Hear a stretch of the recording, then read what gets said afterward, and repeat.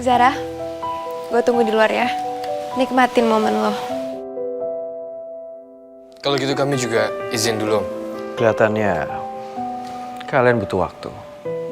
Nanti kita berbicara lebih lanjut. Saya akan nunggu.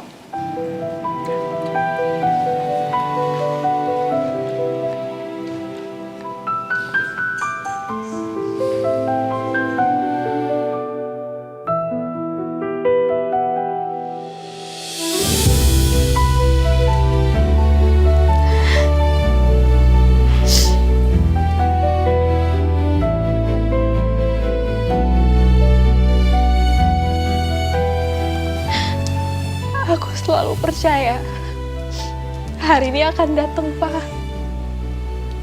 Selalu percaya. Terima kasih. Terima kasih sudah nunggu Papa.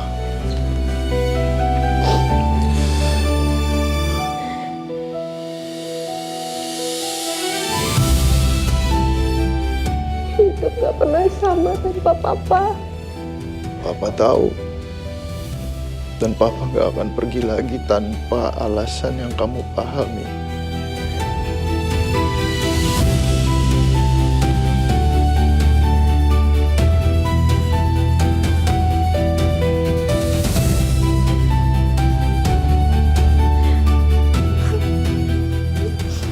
Mau.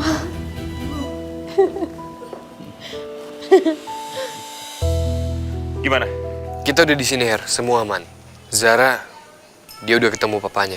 Itu beneran Daniel Alverik? Iya. Dia di sini, di dalam sekarang. Tapi dia harusnya masih jadi tahanan. Nah itu dia. Tapi gue lihat sendiri pakai mata gue. Oke. Stay alert. Janganlah. Siap. Ini pergeseran kekuasaan.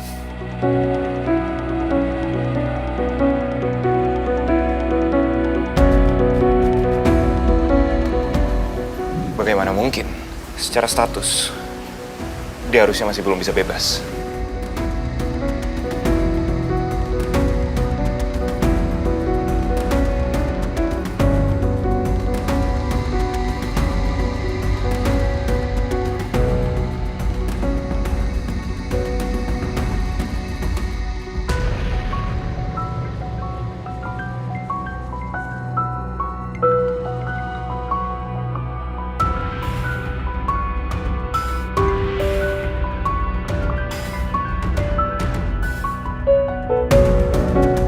Ya Her, ada apa? Maaf ganggu waktu istirahat kamu. Enggak kok, enggak sama sekali, aku juga belum tidur. Kamu kenapa? Kamu kedengeran buru-buru? Fata barusan ngabarin aku kalau mereka berhasil datang ke rumah lamanya Zara. Di sana, mereka ketemu dengan papanya Zara, Daniel Alverik. Loh, kan terakhir papanya Zara masih di penjara. Dia udah bebas atau gimana? Kok nggak ada aba-abanya sih? Aku masih nggak ngerti. Akila, kamu harus menjauh dari keluarga di mana kamu tinggal sekarang. Harus. Ini dokumen dari tempat Akila menjalani pengobatan. Makasih, Bu. Jangan lama-lama, lo lihat seperlunya aja. Karena dokumen itu harus gue balikin hari ini juga. Gue nggak mau kena masalah. Dan lo tau Angel, apa yang udah gue lakukan ini juga udah melanggar. Tapi oke lah, kalau lo mau tahu penyebab BPD Akila untuk kebaikan. Walaupun cara ini tetap salah buat gue. Cuman sekali ini aja ya Angel. Ingat, sekali ini aja gue melanggar. Besok-besok nggak lagi deh. Ini catatan medis rahasia yang bahkan Akila maupun orang tua kandungnya sendiri nggak boleh baca. Paham Angel? Gue sekarang guru Angel, bukan detektif lagi. Jadi kurang-kurangin deh yang kayak gini. Iya. Gue ngerti, cuman sebentar aja. Oke. Kasih, Bu. Indikasi awal borderline personality disorder pada subjek berkaitan dengan pengalaman trauma relasional pada masa kanak-kanak awal. Pengungkapan status adopsi oleh orang tua angkat menjadi pemicu terbentuknya skema penolakan dan ketidakberhargaan diri.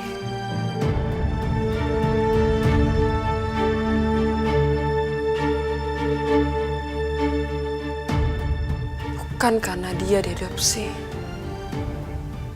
tapi karena cara itu disampaikan.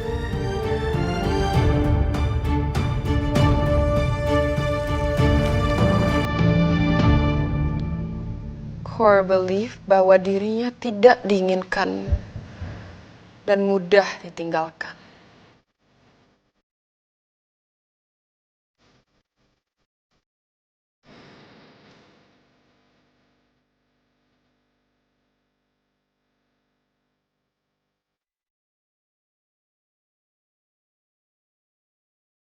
Jadi ini bukan cuma soal trauma, ini soal rasa ditolak. Dan itu ditanam sejak kecil.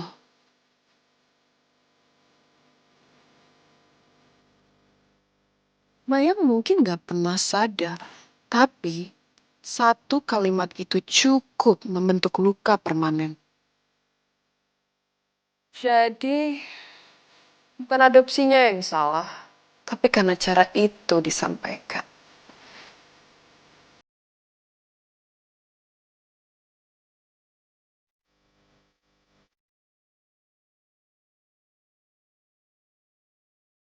Niat atau nggak niat, tetap nggak ngerubah kenyataan kalau kamu yang udah membuat Akila seperti ini. Apalagi yang akan kamu lakukan pada Akila setelah sebelumnya? Kamu berniat menjadikan Akila sebagai alat tukar.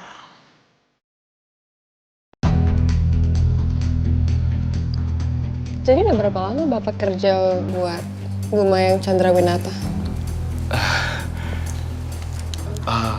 Sudah lumayan lama, Bu. Dari anak-anaknya masih kecil. Kalau lama, kok keluar? Bukan keluar, Bu. Tapi saya dipecat. Gara-gara saya nggak bisa jagain anak pertama perempuannya. Kakak saya juga nyerah, Bu, jagainnya. Baru keluar tahun kemarin. Namanya Teno, Bu. Gitu ya. Terus, apa lagi yang kamu tahu? Ada sih, Bu.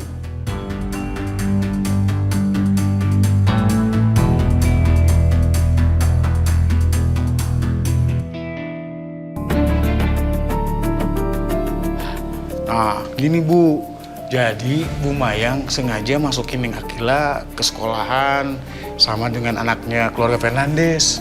Namanya Mas Fatah. Terus apa lagi yang kamu tahu setelah itu?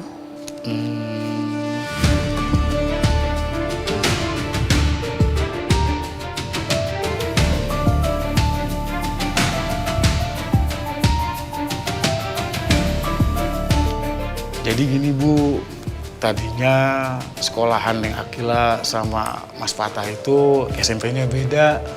Terus pas pertengahan semester sengaja dipindahin. Neng Akila tuh sekolahnya ke sekolahannya Mas Fatah juga. Gitu Bu. Biar apa? Ya biasalah Bu, supaya mereka tuh saling deket, saling kenal gitu Bu.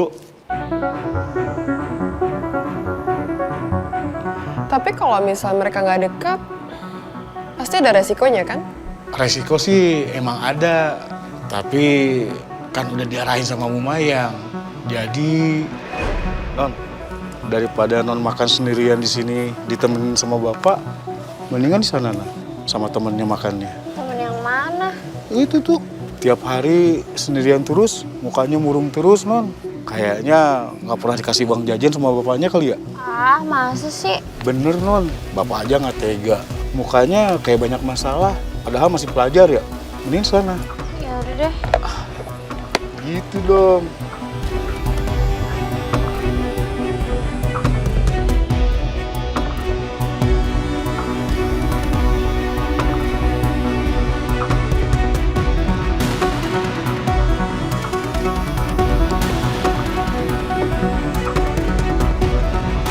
Kenapa sedih? Belum makan ya? Hah? Nih, makan dulu aja. Gue nggak lapar. Orang udah makan. Ya. Ya udah makan bareng deh. Nih. Jadi sejak saat itu Non Akila sama Mas Fatah jadi berteman, Bu. Kadang suka adu nasib.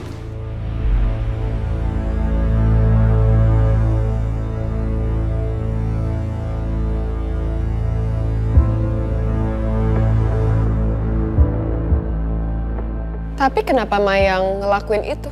Ya biasalah, Bu. Dulu kan usahanya Bu Mayang mau bangkrut, Bu. Kan suaminya pergi ke luar negeri buat bisnis. Bu Amanda itu kaya banget. Itu sih yang saya tahu, Bu. Bu Mayang sama Bu Amanda, ibunya Mas Fatah, udah kenal duluan. Saya juga pernah nganterin Bu Mayang ketemu sama Bu Amanda, tapi anak-anaknya nggak saling kenal. Bu Mayang sih pengennya Non Akila sama Mas Fatah itu kenalnya secara natural. Nggak dikenal-kenalin gitu, Bu. Nah, pas ketemu ya, Bu ya, Bu Mayang bilang, oh ternyata anak-anak kita udah saling kenal. Gitu loh, Bu. Mayang, setelah kamu tahu aku ibu kandung Akila, kamu pasti nggak akan tinggal diam. Kelicikan apa lagi yang akan kamu lakukan? Aku harus rebut Akila dari Mayang.